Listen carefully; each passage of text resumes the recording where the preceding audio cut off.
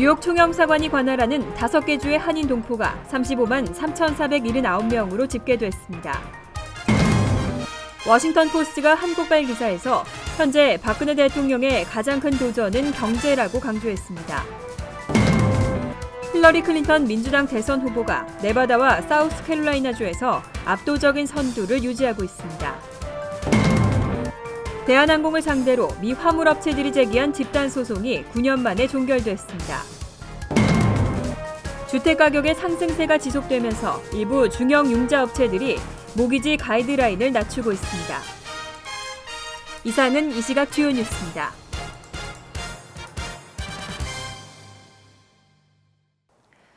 여러분 안녕하십니까? KBN 뉴스입니다. 뉴욕 일원의 한인 동포가 소폭 늘어났습니다. 2년 전과 비교하면 약 4% 늘었는데 시민권자와 영주권자는 늘어난 반면 일반 체류자와 유학생은 감소했습니다. 외교부가 발표한 2015년도 재외동포 현황에 따르면 지난 2014년 12월 말 기준 뉴욕 총영사관이 관할하는 5개 주의 한인 동포는 35만 3,479명으로 집계됐습니다. 2년 전 조사 때에 33만 9,145명에서 약 4% 증가했습니다. 외교부는 2년마다 재외 동포 현황을 발표하고 있는데 과거 통계와 달리 이번에는 혼혈 한인을 포함해 시민권자가 대폭 증가했습니다. 5개 주 한인 가운데 시민권자는 20만 9,280명으로 2년 전보다 30%나 늘어난 반면 한국 국적인 재외국민은 14만 4,199명으로 19% 감소했습니다. 영주권자는 5만 6,100명으로 9% 증가했지만 일반 체류자가 6만 7,752명으로 33% 줄었고 유학생은 2만 347명으로 22% 감소했습니다.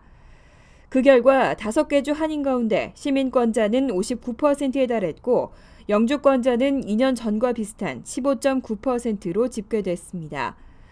주별로 보면 뉴욕주에는 16만 9,529명의 한인 가운데 9만 8,522명이 시민권자, 2만 7,000명이 영주권자로 조사됐습니다. 뉴저지주는 한인 11만 2,135명 가운데 시민권자가 6만 5,741명, 영주권자가 1만 8,000명으로 조사됐습니다. 박근혜 대통령이 13일부터 공식 방미 일정을 시작했습니다. 워싱턴 포스트는 박 대통령의 이번 방미에 최대 규모의 경제 사절단이 동행한다는 점에 주목하고 박 대통령에게 가장 큰 도전은 경제라고 지적했습니다. 워싱턴 포스트는 13일 한국발 기사에서 현재 박근혜 대통령의 가장 큰 도전은 바로 경제라고 강조했습니다. 워싱턴 포스트는 특히 박 대통령의 이번 방미에 역대 최대 규모인 166명의 경제 사절단이 동행한다는 점에 주목했습니다. 또 한국은 박정희 전 대통령의 주도 아래 고기술 선박과 저가 자동차 수출 등을 통해 지난 수십 년간 세계적인 제조업 강국이 됐지만 현재 갑작스러운 실패에 부딪혔다고 지적했습니다. 워싱턴 포스트는 한국 경제 침체의 원인으로 주요 수출 시장인 중국의 경기 둔화와 위안화 평가 절하, 북한의 군사적 위협 등을 제시했습니다. 또 대내적으로는 임금 정체와 주택가격 폭등, 이례적으로 높은 대출 수준 등이 문제가 되고 있다고 덧붙였습니다. 또 박 대통령이 창조경제 전략을 내세우고 기업 활동의 증진을 위해 노력하고 있지만 한국 내 300만 개에 이르는 중소기업들에게는 어떠한 안도감도 주지 못하고 있다고 우려했습니다. 네바다와 사우스캐롤라이나는 초기 경선 판도에 가장 큰 영향을 끼치는 대선 풍향계로 불리고 있는데요. 힐러리 클린턴 민주당 대선 후보가 네바다와 사우스캐롤라이나주에서 압도적인 선두를 유지하고 있습니다. 힐러리 클린턴 민주당 대선 후보는 초기 경선 지역으로 꼽히는 네바다와 사우스캐롤라이나주에서 큰 격차의 선두를 유지하고 있습니다. CNN과 ORC는 지난 3일부터 10일까지 네바다와 사우스캐롤라이나주 프라이머리에 참가할 것으로 예상되는 554명을 대상으로 전화 설문조사를 벌였습니다. 조사 결과 네바다주에서는 클린턴 후보가 50%, 버니 샌더스 후보는 34%, 조 바이든 부통령은 12%의 지지율을 기록했습니다.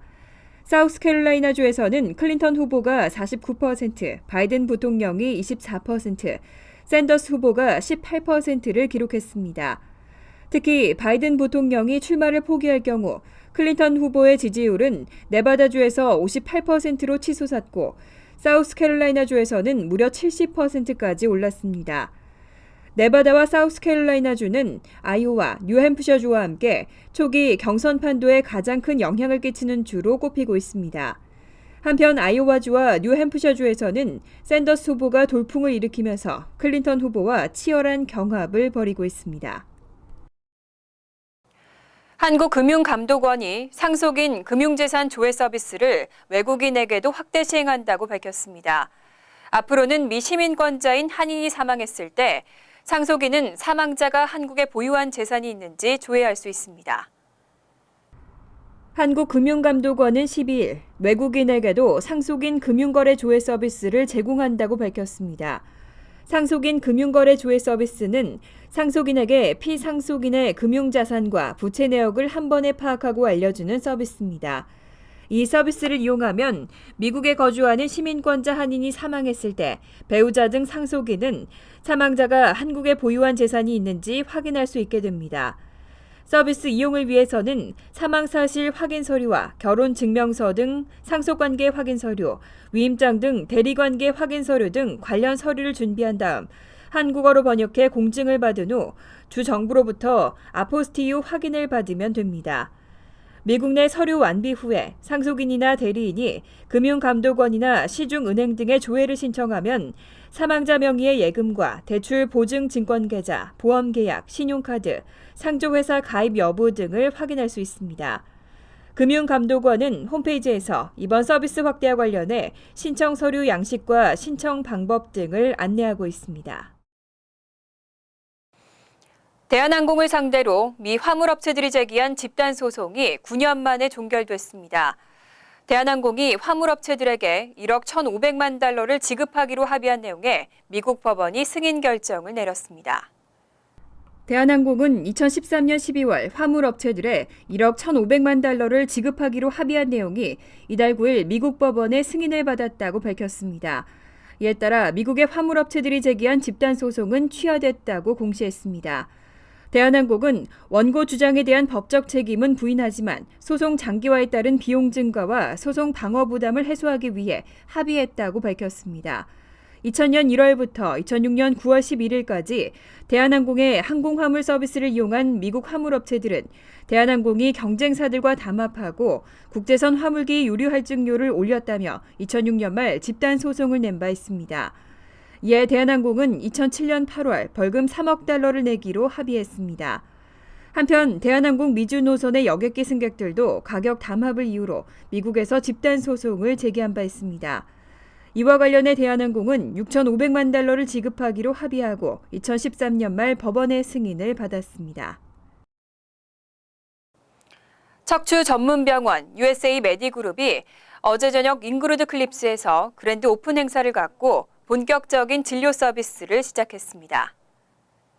오프닝 행사에는 뉴저지 주하원 고든 존슨 의원과 잉그루드 클립스 조셉 페리시 시장 등 지역 정치인들과 한인 단체장, 그리고 병원 관계자들이 참석해 커뮤니티의 건강을 위해 큰 역할을 당부했습니다. 척추 통증 클리닉과 산삼 한방 클리닉 등으로 구성된 USA 메디그룹은 척추 측만증, 디스크, 교통사고 상해, 스포츠로 인한 부상과 미용 다이어트, 그리고 여성과 질환을 전문적으로 치료합니다. USA 메디그룹은 USA 스파인 클리닉, USA 와일드 인생 클리닉을 운영하고 있습니다. USA 스파인 클리닉은 스콜리오시스, 디스크, 카 액션 데미지, 스포츠 인주리를 치료하고 있습니다. USA 와일드 인생 클리닉은 미용 프로그램, 다이어트 프로그램, 여성과 질환을 치료하고 있습니다. 척추신경 전문의, 한의사, 마사지 테라피스트 등 10명의 의료진과 30여 개의 진료실, 최신식 치료기구들을 보유하고 있는 USA 메디그룹은 오픈 기념으로 10월 15일까지 예약 환자에 대해서 1회 무료 치료 서비스를 하고 있습니다. 주택가격의 상승세가 지속되면서 일부 중형 융자업체들이 모기지 가이드라인을 많이 낮췄습니다. 하지만 대형 은행의 경우는 절차가 더 깐깐해졌는데요. 집값 급등 현상에 전보 융자의 경우만 대형 은행도 기준을 다소 완화하고 있습니다. 융자업계 관계자들은 최근 주택가격이 상승세를 이어가면서 일부 중형 융자업체들은 모기지 가이드라인을 낮추고 있다고 밝혔습니다.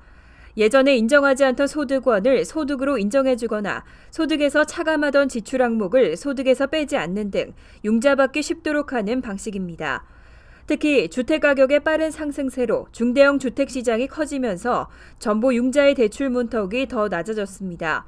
전보융자의 경우는 필요한 다운페이먼트의 비율을 낮추고 주택가치 대비 융자 비율을 90%에서 95%로 높인 상품을 출시하고 있습니다. 하지만 대형 은행 등에서 컨포밍 융자 승인을 받는 것은 점차 어려워지고 있는 것으로 나타났습니다. 도이체뱅크는 지난 7일 발표한 노트에서 모기지 승인 기준이 점차 엄격해지고 있다며 연방주택청이 내놓은 가이드라인을 따를 경우 앞으로 심사는 더 어려워질 것이라고 전망했습니다. 다만 전보융자의 경우는 일부 대형 융자업체들도 승인 기준을 다소 완화하고 있는 것으로 조사됐습니다. 우편물이 대거 몰리는 연말 할러데이 시즌이 다가오고 있습니다. 크리스마스에 맞춰서 한국에 선물을 보낼 분들도 많을 텐데요. 우정국이 지역별 발송 데드라인을 발표했습니다.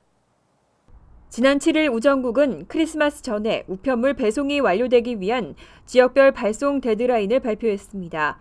한국이 속한 아시아 지역으로 글로벌 익스프레스 개런티드 옵션으로 우편을 붙일 경우에는 12월 19일 전에 발송해야 합니다. 프라이어리티 메일 익스프레스 인터내셔널은 12월 15일까지, 프라이어리티 메일 인터내셔널과 퍼스트 클래스 패키지 인터내셔널 서비스는 12월 8일까지가 발송 데드라인입니다. 미국 내 우편 배송은 국제 우편보다는 시간적 여유가 있습니다. 스탠더드 포스트를 이용한다면 12월 15일, 퍼스트 클래스 메일은 12월 19일, 프라이어리티 메일은 12월 21일 전에 발송하면 크리스마스 전까지 우편물 배송 마감이 가능합니다. 요즘은 온라인으로 호텔 예약하는 분들 많으신데요. 직접 호텔 웹사이트를 통한 예약이 아니라면 가짜 사이트에 유의를 하셔야겠습니다. 중개업체를 통한 호텔 예약의 피해 사례가 잇따르고 있습니다. 미 호텔 숙박업회는 최근 설문조사에서 온라인으로 호텔을 예약한 소비자들 중 6%는 호텔에 직접 예약을 한다고 생각했지만 실제로는 그렇지 않은 경험을 한 것으로 집계됐다고 밝혔습니다. 호텔 숙박업회는 연간 13억 달러에 해당하는 1,500만 건의 호텔 예약이 소비자에게 직거래라는 착각을 일으키는 방식으로 이루어지고 있다고 추산했습니다. 일부 온라인 여행사 사이트들은 유명 호텔 이름이 들어간 키워드를 선점하고 온라인 검색 시 자사 사이트가 뜨도록 해 예약을 유도하고 있다는 지적입니다. 일부 사이트들은 전화 상담원을 배치하고 마치 호텔이 직접 예약을 받는 것처럼 가장하는 것으로 알려졌습니다.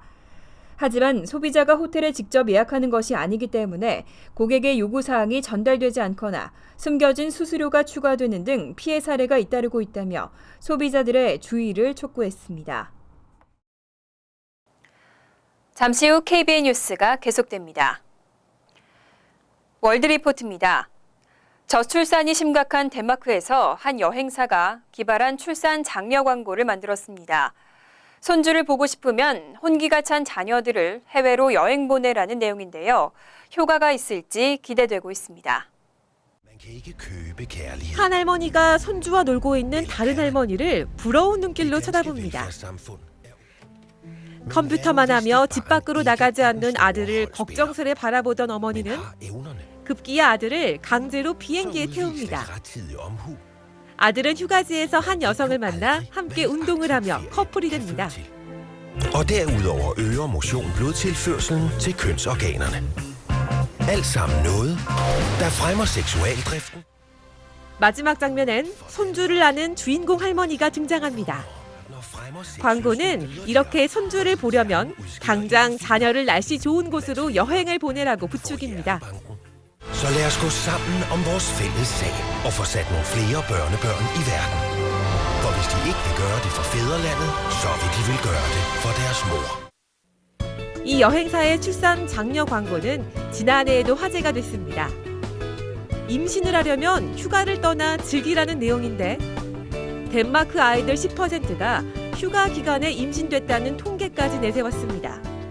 Faktisk har danskerne 46% mere sex på ferier sammenlignet med hverdagen.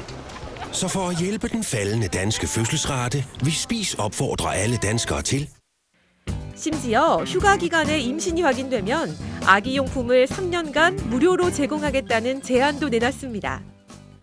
덴마크는 1970년대부터 출산율이 줄고 떨어져 지금은 인구를 유지할 정도인 1.7명 수준에 머물고 있습니다. 이 때문에 성교육도 피임에서 임신 위주로 바꾸고 임신을 부추기는 이런 광고까지 등장할 정도지만 효과는 미지수입니다. It's a really great marketing ploy. Congratulations, you got us to talk about it. I don't know if this is going to convince people to book travel through your company. 더구나 북유럽에 있는 덴마크에서 햇살 좋은 남유럽으로 여행 가는 데는 비용도 만만치 않다는 지적도 나와 광고는 화제로만 끝날 가능성이 높아 보입니다. 간추린 소식입니다. 2006년부터 지난 8월까지 미국에 입국한 탈북자 186명이 18개 주에 정착했고 이 중 26명은 켄터키주에 정착한 것으로 나타났습니다. 국무부와 국토안보부 등의 통계에 따르면 캘리포니아주 25명, 뉴욕주 19명, 콜로라도주 17명, 아리조나주와 버지니아주에 각각 15명이 정착했습니다. 또 지난해 난민 지위를 받고 미국에 입국한 탈북자 15명은 캘리포니아에 가장 많은 5명이 삶의 터전을 꾸렸습니다. 론킴 뉴욕주 하원 의원이 오는 12일부터 18일 일본을 방문하고 19일부터 25일은 서울을 방문합니다. 김 의원은 일본을 방문해 세계 2차 대전 당시 성노예 피해를 입은 일본군 위안부에 대한 우려를 전달합니다. 김 의원은 한일 국교 정상화 50주년을 맞아 한국과 일본을 방문하는 만큼 화합과 협력을 촉진하기 위해 노력하겠다고 밝혔습니다. 남북 통일 문제에 대해서도 심도 깊은 대화를 나눌 수 있기를 기대한다고 덧붙였습니다. 지난 11일 오후 2시 52분쯤 키스나팍 입구 인근의 콜덴 스트릿과 라버넘 애비뉴 앞에서 40대 아시안 여성의 변사체가 발견됐습니다. 이 여성은 목과 복부 등을 깊게 찔려 치명상을 입은 것으로 확인됐습니다. 경찰은 이 여성의 신원을 파악 중이며 부검을 통해 정확한 사망 원인을 확인할 예정이라고 밝혔습니다. 경찰은 피해 여성이 사건 당시 옷을 모두 입고 있었고 인근에 감시 카메라가 없어 수사에 애를 먹고 있다고 밝혔습니다. 암협회 아시안 지부가 건강 박람회를 개최합니다. 오는 20일 오전 9시부터 오후 1시까지 플러싱 바운스트릿 교회에서 비형 간염과 골밀도 검사, 유방암 검진과 오바마케어 가입 상담도 무료로 진행합니다. 건강보험 보유 여부나 신분에 관계없이 누구나 검진받을 수 있습니다. 이번 박람회는 뉴욕 한인내일협회와 새생명재단, 찰스 왕센터, KCS가 후원합니다. 환율과 증권 소식입니다.